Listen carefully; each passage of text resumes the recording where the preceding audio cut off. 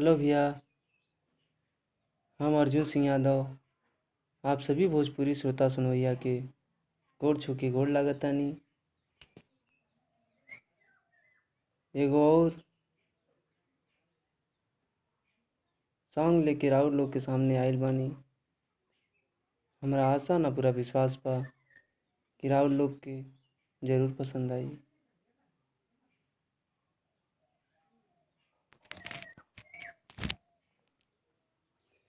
अब की बेलड़ा तावे भैया परधानी रउआ जानतानी। अब की बेलड़ा तावे भैया परधानी रउआ जानतानी हो। कियोटवा मरिहा अब ठानी रउआ जानतानी हो। कियोटवा मरिहा अब ठानी रउआ जानतानी हो। अब की बार लड़तावे भैया परधानी रउआ जानतानी। अब की बार लड़तावे भैया परधानी रउआ जानतानी हो। अरे ओटवा मरिहा अब ठानी रउआ जानतानी हो। कि ओटवा मरिहा अब ठानी रउआ जानतानी हो।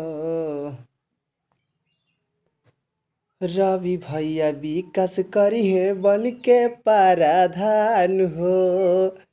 इनका साथे बावे बुढ़ऊ दादा या जवान हो। ए मान जाई रउआ लोग। अरे रवि भैया विकास करी है बन के पाराधान हो।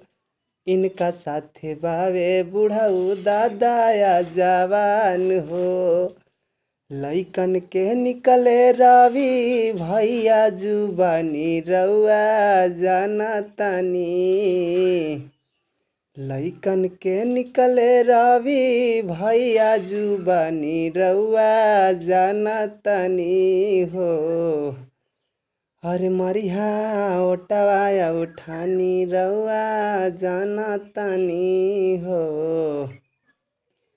कि ओटवा मरिहा उठानी रउआ जानतानी हो। रवि भैया साथे बावे सारा गाँव समाज हो। रउए हाथे छोड़ले बावे आपन लाज लिहाज हो। ए उम्मीद पर पानी ना फेरे। अरे रवि भैया साथे बावे सारा गाँव समाज हो। रउए हाथे छोड़ले बावे आपन लाज लिहाज हो। अर्जुन कहेले उनकार सगरो बखानी रउआ जानतानी हो।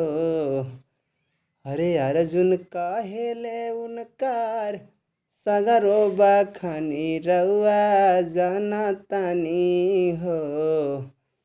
कि ओटवा मरिहा अब ठानी रउआ जानतानी हो। अरे ओटवा मरिहा अब ठानी रउआ जानतानी हो। धन्यवाद भैया, भरपूर आशीर्वाद दें हमरा के।